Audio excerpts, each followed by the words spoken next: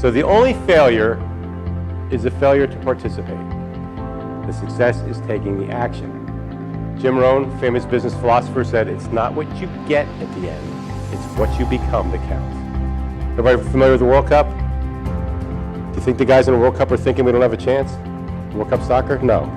They have coaches out there that are coaching them mindset-wise to be prepared to be the winners. Try to run a business blaming other people for all of your failings, finding excuses for why you're not successful, or actually thinking you're successful and you're not. You're not going to go very far. You're not going to have very much power. A lot of coaching is mindset. There's lots of things that you don't think you can do because of the way you're thinking. But if you just got that out of the way, you'd be hugely successful. Statistically speaking, a business can only grow to the level of the business owner's business knowledge. Self-development, education, working on your business. Our clients work on their business 4 to 5 hours a week.